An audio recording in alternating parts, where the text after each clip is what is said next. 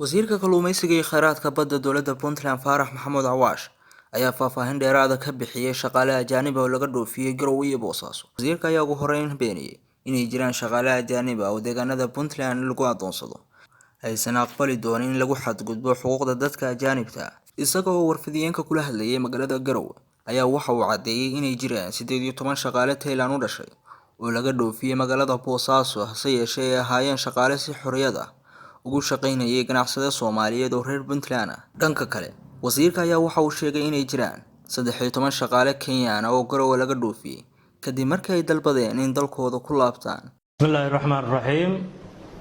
Waxaan maantay shir saxaafadeedkan u qabanaynaa laba arrin oo maalmahan saxaafadu hadal heysay, saxaafada gudaha Puntland, Soomaaliya iyo dibaddaba. Arrintaas oo ahayd niman u dhashay waddanka Thailand oo kalluumaysato ahaa oo la yiri waxa lagu haystaa xeebaha Puntland gaar ahaan xeebta Boosaaso.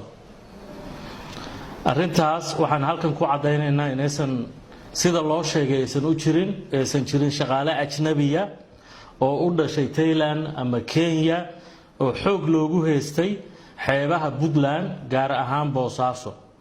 Shaqaalaha Thailand-ka waxay ahaayeen 18 shaqaale ah. Markab nin ganacsato ah ayay ka shaqeynayeen.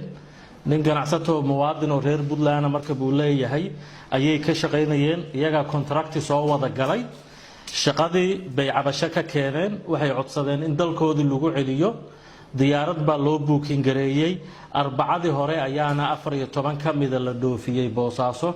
afartii kalena waa lagu daray diyaaradda qaadi weyday oo isla markii waxa jiray saasoo kale arrin ay saxaafadda qortay oo iyadana kala soo xiriiray shaqaale u dhashay waddanka Kenya oo kalluumaysato ah oo 13 shaqaale ah oo iyagana la yiri waxa lagu haystay xeebaha Puntland gaar ahaan Boosaaso iyaguna waxba kama jirin.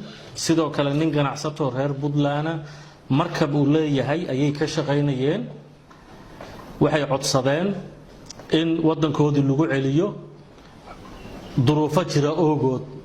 shaqadu dadku waa ku wada hadli karaan. shaqaaluhu xaq buu u leeyahay. markii naloo soo sheegay waan la xiriirnay muwaadinkii ganacsadaha ahaa. si sharaf leh ayuu noogala shaqeeyay.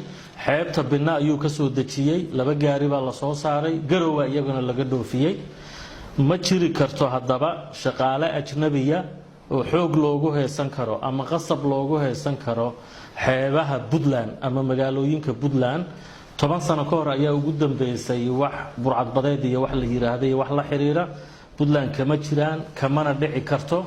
waxaan saxaafadda uga digaynaa inay dadka marin habaabiyaan warar aan jirin inay buunbuuniyaan oo iyagina hay'ad ahaan iyo media ahaan dhaawaceysa wixii kalluumaysi iyo marine resource la xiriira. annaga wakiil uga ah dowladda hanala soo xiriiraan annaga oo hana weydiiyaan. ugu dambeyn wasiirka ayaa waxa uu ka hadlay nin ajnabi ah oo u dhashay dalka Kenya una shaqeynayay shirkadda kalluumaysi oo lagu toogtay shalay magaalada Boosaaso ee xarun ganacsiyeedka Puntland. waxaana dilka geystay sida la sheegay in ilaalo u ahaa ninka Kenyaanka oo ay ismaan dhaafeen. waxaa jira nin Kenyan oo shalay Boosaaso lagu dilay oo u shaqeynayay shirkad la yiri waa kalluumaysato. shirkadaas oo aan wasaaradda ka diiwaan gashanayn iyaduna baaritaanadii kulli markay dhamaadaan baa shir saxaafadeed qaban doonaa isla usbuucan insha Allah oo aan ka hadli doonaa. ciidamada amniga ayaa gacanta ku soo dhigay ninka falka dilka geystay sida la sheegay. Cabdinuur Yuusuf Abdullaahi Bakayle, telefishinka caalamiga ah Real TV, magaalada Garowe.